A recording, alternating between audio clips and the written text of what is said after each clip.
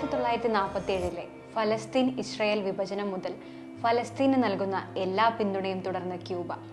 വൈദ്യസഹായം, വിദ്യാഭ്യാസം തുടങ്ങി എല്ലാ മേഖലയിലും ക്യൂബയുടെ പിന്തുണ ഫലസ്തീനുണ്ട്. ക്യൂബയും ഫലസ്തീനും തമ്മിലുള്ള ബന്ധത്തെക്കുറിച്ച് TRT വേൾഡിൽ റാമോന വാഡി എഴുതിയ ലേഖനത്തിൽ ഇക്കാര്യങ്ങൾ വിശദീകരിക്കുന്നു. 7 പതിറ്റാണ്ടായി തുടരുന്ന കടുത്ത അമേരിക്കൻ ഉപരോധത്തിലും ഫലസ്തീനിനെ സഹായിക്കുകയും പിന്തുണയ്ക്കുകയും ചെയ്യുകയാണ് ക്യൂബ. 25 വർഷമായി പോളിയോ വിമുക്തമായ ഗസയിൽ 10 മാസം പ്രായമുള്ള കുഞ്ഞിന് അടുത്തിടെ രോഗം സ്ഥിരീകരിച്ചിരുന്നു. ഒക്ടോബറിൽ ആരംഭിച്ച സംഘർഷത്തെ തുടർന്ന് ഫലസ്തീനിൽ പോളിയോ വാക്സിനേഷൻ തുടരാൻ കഴിഞ്ഞിരുന്നില്ല. സംഘർഷത്തിനിടയിൽ പോളിയോ വാക്സിനേഷൻ കൃത്യമായി നടക്കാത്തതും ആരോഗ്യ പരിപാലനത്തിനുണ്ടാവുന്ന അപാകതകളും ഫലസ്തീനിൽ പകർച്ചവ്യാധികൾ പടരാൻ സാധ്യതയുണ്ടെന്ന് ലോകരാജ്യങ്ങളിലെ ആരോഗ്യ വിദഗ്ധരും പറഞ്ഞിരുന്നു. എന്നാൽ സംഘർഷം തുടങ്ങിയതിന് പിന്നാലെ ഗസയിൽ ഇത്തരത്തിലുള്ള രോഗങ്ങൾ പടർന്നു പിടിക്കാനുള്ള സാഹചര്യങ്ങൾ ആദ്യഘട്ടത്തിൽ ചൂണ്ടിക്കാട്ടിയ രാജ്യം ക്യൂബയായിരുന്നു. ഇത് സംബന്ധിച്ച് ജൂലൈയിൽ ക്യൂബൻ മന്ത്രി ബ്രൂണോ റോഡ്രിഗസ് പ്രസ്താവന നടത്തിയിരുന്നു. ഫലസ്തീനിലെ ജനങ്ങൾക്കെതിരായ ഇസ്രയേൽ വംശഹത്യയാണ് പടർന്നുകൊണ്ടിരിക്കുന്ന പകർച്ചവ്യാധിക്ക് കാരണം എന്നായിരുന്നു അദ്ദേഹത്തിന്റെ പോസ്റ്റ്. ഇസ്രയേലിന്റെ ആക്രമണങ്ങൾക്കും വംശഹത്യക്കുമെതിരായി ഫലസ്തീനിലെ പിന്തുണക്കുന്ന ലാറ്റിൻ അമേരിക്കൻ രാജ്യങ്ങളിൽ ഒന്നാണ് ക്യൂബ. 1947 ഐക്യരാഷ്ട്രസഭാ തീരുമാനപ്രകാരം ഇസ്രയേലും ഫലസ്തീനും വിഭജിച്ചതു മുതൽ ക്യൂബ രാഷ്ട്രീയമായും മാനുഷികമായും ഫലസ്തീനിന്റെ ചരിത്രപരമായ സഖ്യകക്ഷിയാണ്. ഇസ്രയേൽ ഫലസ്തീൻ വിഭജനത്തിനെതിരെ അന്ന് വോട്ട് ചെയ്ത ഒരേയൊരു ലാറ്റിൻ അമേരിക്കൻ രാജ്യമായിരുന്നു ക്യൂബ. 1959 കാലഘട്ടങ്ങളിൽ ഏണസ്റ്റോ ചെഗുവേര ഗസ സന്ദർശിക്കുകയും പിന്തുണ നൽകുകയും ചെയ്തിരുന്നു. കൂടാതെ അഭയാർത്ഥി ക്യാമ്പുകളിൽ പര്യടനം നടത്തുകയും കൊളോണിയൽ വിരുദ്ധ ചെറുത്തുനിൽപ്പുകൾക്കായി ചർച്ചകൾ നടത്തുകയും ചെയ്തിരുന്നു. ചർച്ചയിൽ ചെ പ്രധാനമായും ചോദിച്ചത് ഫലസ്തീൻ എതിരാളികളെ ചെറുത്തു നിൽക്കാനുള്ള സൗകര്യങ്ങളെ കുറിച്ചായിരുന്നു.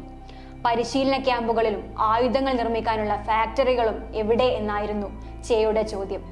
എന്തുകൊണ്ടും ഫലസ്തീന് പിന്തുണ ലഭിക്കേണ്ടതും അത്യാവശ്യവുമായ കാര്യങ്ങളായിരുന്നു ഇവയെല്ലാം. ഇതിനു പിന്നാലെയാണ് ഫലസ്തീനികൾക്ക് ചെറുത്തു നിൽക്കാനുള്ള ഗറില്ല പരിശീലനം ചെഗുവേര വാഗ്ദാനം ചെയ്തത്.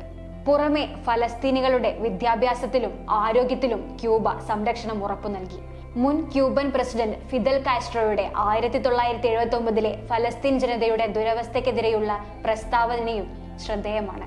കോളനിവൽക്കരണം അനുഭവിച്ച രാഷ്ട്രങ്ങളെ ഫലസ്തീനുമായി താരതമ്യപ്പെടുത്തുമ്പോൾ ഇവർ നേരിടുന്ന ദുരവസ്ഥ മറ്റൊരു രാജ്യവും അനുഭവിക്കുന്നതായി തന്റെ അറിവിലില്ല, ഫിദൽ കാസ്ട്രോ പറഞ്ഞു.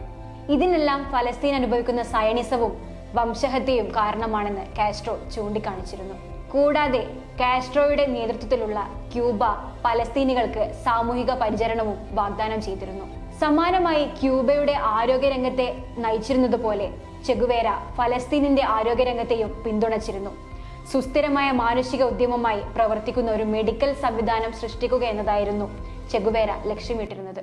ഫിദൽ കാസ്ട്രോയുടെയും ചെഗുവേരയുടെയും ലക്ഷ്യങ്ങൾ സാധ്യമായതായും ഫലസ്തീനിലെയും ക്യൂബയിലെയും ജനങ്ങൾക്ക് ഒരുപോലെ ഉപകാരപ്രദമായതായും TRT ലേഖനത്തിൽ ചൂണ്ടിക്കാട്ടുന്നു.